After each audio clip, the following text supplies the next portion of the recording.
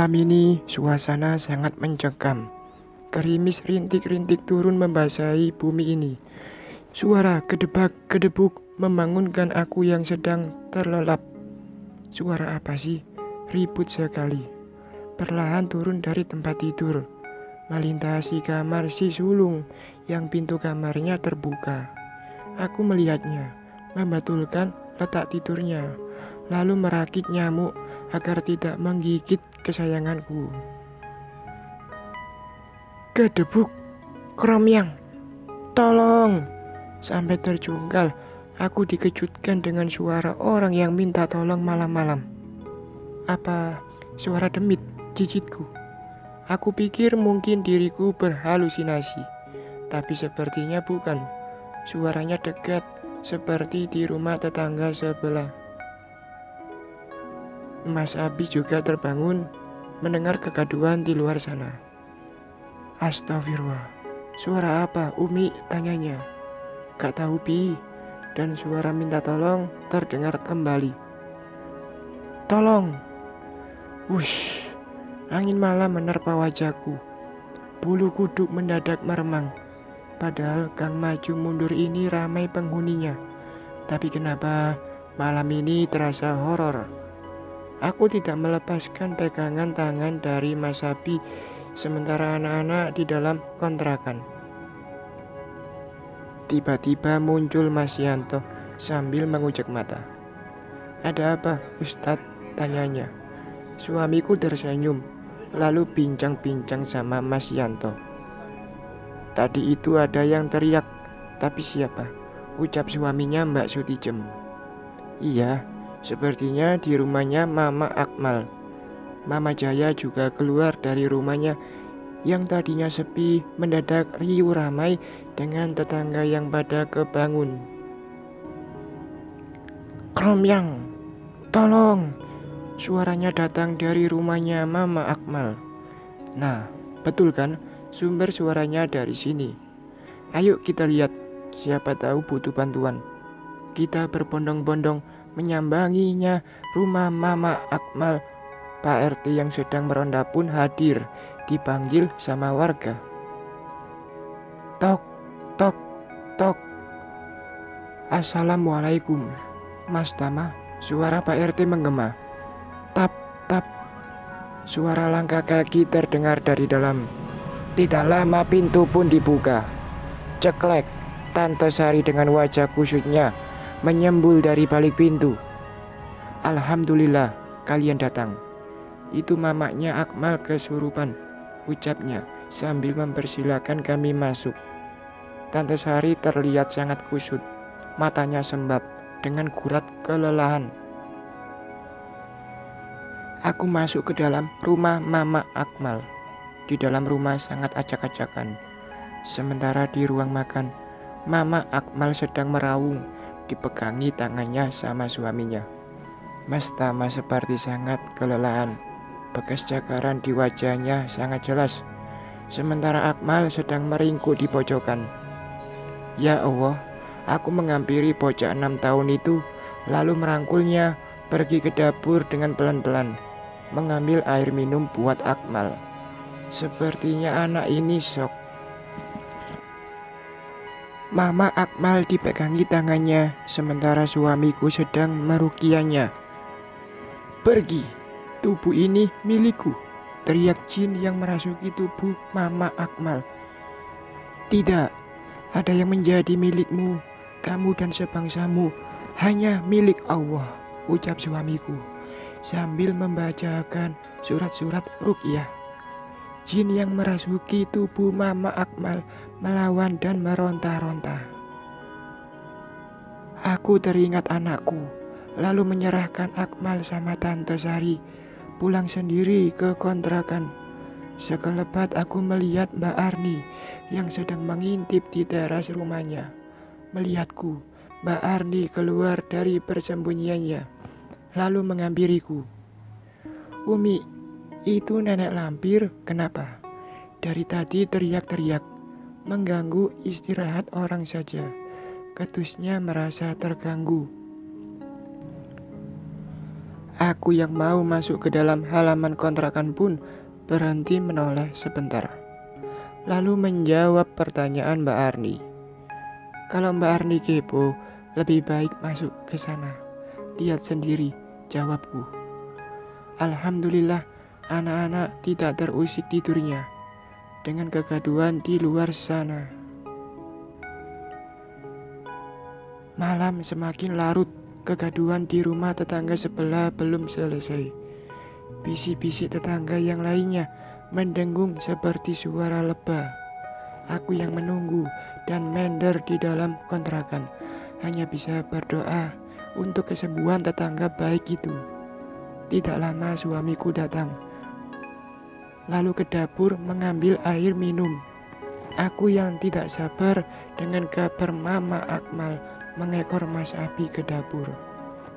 Bagaimana sekarang, Mama Akmal Bi? Tanyaku. Suamiku seperti lelah menarik nafas dengan berat. Alhamdulillah Umi, tetanggamu itu sudah sadar walaupun rumahnya acak-acakan. Jin kiriman sangat kuat. Jin kiriman? Iya Umi, jin kiriman yang dikirim sama orang yang tidak menyukainya lewat media buhul dan lainnya, ucap suamiku menjelaskan. Ya Allah. Aku tersentak, sangat kaget. Tidak percaya di zaman sekarang yang serba modern ini masih ada yang pergi ke dukun untuk mencelakai orang. Suamiku mengajak kembali tidur karena menunggu subuh pun masih lama. Sholat malam berjamaah dengan suami, memohon ampunan atas semua dosa yang telah diperbuat. Bukankah manusia tempatnya salah? Mendung menggulung-gulung manja di atas sana, pertanda sebentar lagi akan turun hujan. Waktu menunjukkan jam 8 pagi, tapi terlihat seperti malam, gelap seperti itu. Si kakak sedang main di dalam kamarnya. Hari libur sekolah yang sangat ia nantikan. Sedangkan sang adik sedang ayes-ayes di dalam kamar uminya. Sementara Mas Abi sudah pergi ke pondok, tempat tinggal gurunya bersama Mas Tama. Semoga Allah mudahkan segala urusannya. Umi, suara cempreng milik Mbak Sutijem membahana. Aku keluar dari kontrakan dan membukakan pagar besi yang selalu aku gembok. Kenapa Mbak? Kok teriak-teriak? Ucapku heran. Anu, mau pinjem duit 50 buat beli sayur. Sore Aji ngasih upah, aku ganti. Maklum tanggal tua, gagapnya. Aku masuk ke dalam kontrakan, mengambil uang yang tinggal beberapa lembar di dalam dompet kecil. Mbak Sutijem tidak seperti dulu lagi. Alhamdulillah, sekarang sudah hijrah, tidak menunda dalam berhutang.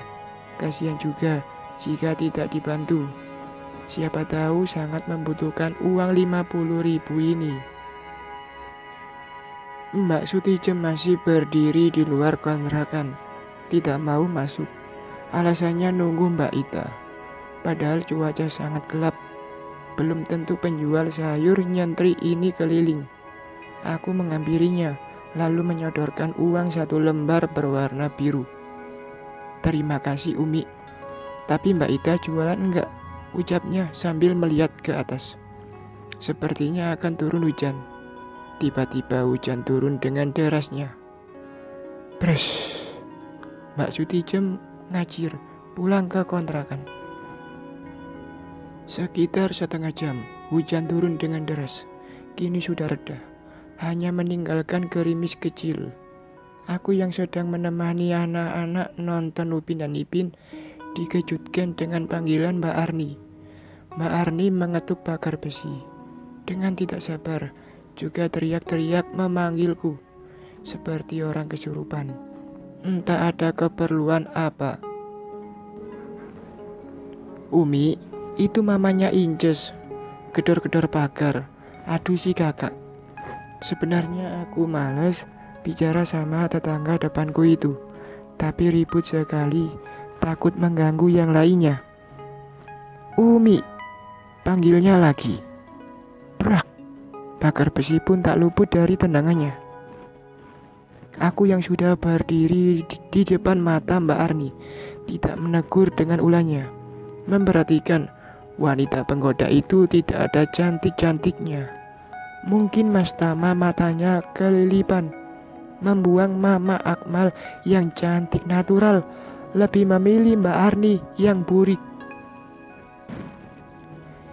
Hei Umi, malah bengong. Mbak Arni tersenyum sinis melihatku. Umi, suami kamu kemana? Ia menanyakan suamiku. Apa urusannya? Pergi. Mbak Arni mendengus dengan tatapan mata tajamnya. Dengar baik-baik. Bilang sama suami kamu untuk tidak mencampuri urusan orang lain. Ucap Mbak Arni dengan mata melototnya. Maksudnya Mbak, apa ya? Pikir saja sendiri, sentaknya. Lalu pergi pulang ke kontrakan tempat dia tinggal. Aku terkesima dengan ucapan tetangga depan itu. Terasa ada yang janggal. Apa sangkut pautnya denganku, juga Mas Abi. Seperti devaju, pengalaman yang pernah aku alami sekilas berputar di memori otakku. Astagfirullah, bagiku. Mas Abi datang dengan guru laki-laki yang sudah sepuh, tapi terlihat masih sehat itu. Seorang guru pemimpin pondok pesantren tempatnya dulu menimba ilmu, disambut penuh harap dari keluarga Mama Akmal. Aku pamit sebentar sama si kakak untuk melihat Mama Akmal, sementara si kakak bersedia menjaga adiknya yang sedang nonton YouTube. Mama Akmal yang mengenakan mukena terguling-guling di karpet ruang tamunya. Guci-guci dan pajangan lain sudah tidak terlihat. Suara geraman sangat terdengar dengan jelas. Walaupun di siang hari, bulu kuduku meremang. Sang ustadz tidak henti-hentinya membacakan ayat-ayat ruqyah. Jerit Mama Akmal dan akhirnya tidak sadarkan diri. Lalu dibawa masuk ke dalam kamar, dibaringkan di atas kasur king size. Tante Sari tidak henti terisak, menangisi anak semata wayangnya. Umi, tolong bantu tante, kasihan sekali Maya, ucapnya dengan tergugu. Maya itu nama asli dari Mama Akmal. Namaku Indah Lestari, tapi warga selalu memanggil Umi Sumaya. Aku menggenggam tangan Tante Sari seakan memberikan kekuatan. Insya Allah tante, saya dan yang lainnya akan selalu membantu dengan segenap hati. Tante Sari malah tergugu mengelap air matanya menggunakan ujung jilbab. Tidak berapa lama, pintu kamar terbuka. Yang sedikit terbuka diketuknya. Tok, tok. Tante Sari bangun dari duduknya dan melihat Mas Tama membawakan segelas air minum. Ma, Pak Ustadz bilang disuruh dibalurkan air ini ke wajah dan badannya Maya. Sisanya diminumkan, ucap Mas Tama, menyerahkan segelas air, lalu pergi ke depan lagi. Tante Sari mengikuti arahan dari menantunya. Tidak lama, Mama Akmal terbatuk-batuk. Dengan sigap aku membantunya untuk duduk menyender di depan tempat tidur. Lalu sedikit demi sedikit aku meminumkan air ruqyah tadi. Umi, panggilnya. Iya mbak, Umi di sini. Mbaknya jangan dulu banyak bicara. Zikir mbak, jangan pula kosongkan hati. Aku takut Umi, ucapnya sambil menangis terisak-isak. Tante Sari melihat anaknya menangis. Beliau pun merengkuh tubuh ringkih sang anak. Tes. Aku pun ikut meneteskan air mata. Hati ikut sakit hati, ikut pedih. Tapi mudah-mudahan di balik semua ini ada hikmahnya. Hujan disertai dengan petir membuat mati lampu. Suamiku Mas Abi dari tadi sudah dikontrakan setelah mengantar gurunya ke pondok.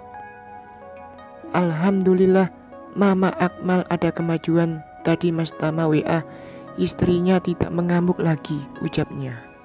Itu semua memang gara-gara suaminya yang matanya katarak. Nikah lagi kok sama demit. Hush, gak boleh Umi ngomong seperti itu. Iya. Tiba-tiba mati lampu. Abi, teriak Umair takut gelap.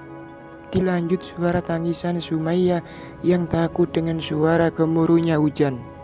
Gelap-gelap sangat ramai dengan suara anak-anak, ucap suamiku sambil menggendong Sumayyah yang masih terisak. Pagi hari hujan sudah berhenti dari sejak subuh tadi. Suamiku izin kerja dan si kakak seperti biasa pergi sekolah. Tok, tok. Umi, sepertinya suaranya Mbak Sarah. Dengan tergesa, Umi Sumayyah membukakan pintu. Kriat. Iya Mbak Sarah, sini masuk, ajaknya. Di sini saja Umi. Ini bubur kacang ketan sama bubur kacang hijau. Tadi ayahnya Cinta sebelum pulang beli di jalan. Tak lebihkan buat Sumayyah, ucap Mbak Sarah. Umi Sumayyah berulang kali mengucapkan terima kasih dan Mbak Sarah pun pamit pulang. Menyimpan satu mangkuk bubur di dalam kulkas. Umi Sumayyah kembali ke depan. Suaranya Mbak Sutijem menggelegar. Umi Sumayyah. Iya Mbak, berisik sekali pagi-pagi. Mau nunggu Mbak Ida, sekalian bayar hutang yang kemarin. Emang sudah punya? Alhamdulillah Umi, Aji sudah ngasih upah. Aku ambil 30.000 saja. Sisanya buat duo al. Asik, sering-sering Umi. Jadi mengalirlah cerita di pagi-pagi dengan ditemani teh hangat sama gorengan. Tiba-tiba suara Mbak Ida tidak kalah sama sirine ambulan. Ibu-ibu cantik, ayo belanja. Mbak Ida sudah datang, teriaknya semangat. Ngopi Mbak Ida. Iya Umi, sini belanja dulu. Ngopi tidak ngajak-ngajak, sahut Mama Akmal. Alhamdulillah Umi, saya sudah sehat. Terima kasih ya sudah dibantu. Ini ada sedikit rasa terima kasih saya buat keluarga Umi. Tolong diterima. Alhamdulillah. Terima kasih Mama Akmal. Semoga sehat selalu dan kembali samawa. Lalu Umi Sumayyah masuk ke dalam rumah, menaruh paketan dari Mama Akmal. Hayu, kita serbu Mbak Ida. Kami pun asik memilih-milih belanja yang akan diolah nanti siang. Kalian ibu-ibu norak, berisik sekali, gangguin orang yang sedang tidur saja, teriak Mbak Arni yang sudah berkaca pinggang. Situ yang norak, pakaian saja seperti orgil, teriak Mbak Sutijem tidak kalah lantang. Sutijem, berani-beraninya kamu ngatain aku orgil. Kenyataannya memang seperti itu. Ngaca dong, di kontrakannya punya kaca tidak? Wah, bisa-bisa perang dunia Umi, cicit Mbak Ida. Biarkan saja Mbak, biar ada tontonan pagi-pagi, jawab Umi Sumayyah. Mama Akmal yang sedari tadi hanya menyimak perang mulut antara Mbak Sutijem dan Mbak Arini hanya diam saja. Terlihat semakin tenang. Wajah Mbak Arni memerah, seperti membengkak, seperti disengat tawon, entah salah pakai skincare atau apa. Hai Mama Akmal, mana Mas Tama? Kamu ya, jangan serakah jadi manusia. Biar bagaimanapun kita punya posisi yang sama, teriak Mbak Arni sambil menunjuk-nunjuk wajah itu. Sambil menunjuk-nunjuk wajah Mama Akmal. Mama Akmal menepis kasar tangan madunya itu. Sekali lagi, Mbak Arni menunjuk saya. Jangan salahkan saja jika mematahkan tanganmu, sentaknya. Mbak Arni diam membeku. Dia tidak menyangka Mama Akmal bisa melawannya. Sudah. Ayo fokus belanja. Lerai Mbak Ita. Tidak baik pagi-pagi ribut. Malu dilihat ayam. Akhirnya, dengan mengentakkan kaki, Mbak Arni pulang ke kontrakan. Dan setelah selesai belanja, kita pulang ke rumah masing-masing. Hari Minggu akan ada pengajian. Ibu-ibu syukuran atas kesembuhan Mama Akmal. Warga Gang Maju Mundur semua diundang. Hari weekend di Gang Maju Mundur disibukkan dengan acaranya Mama Akmal.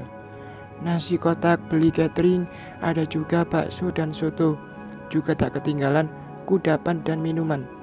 Acara sangat ramai, bukan ibu-ibu saja, tapi juga ada bapak-bapak, juga anak-anak. Mbak Arni datang ke acara mengenakan pakaian serba hitam, kacamata hitam, bertengger di hidung peseknya. Persis seperti orang yang mau melayat. Itu lihat, si Arni tingkahnya sangat keterlaluan. Masa datang ke pengajian seperti datang melayat? Ucap Haji. Wanita dermawan yang dituakan.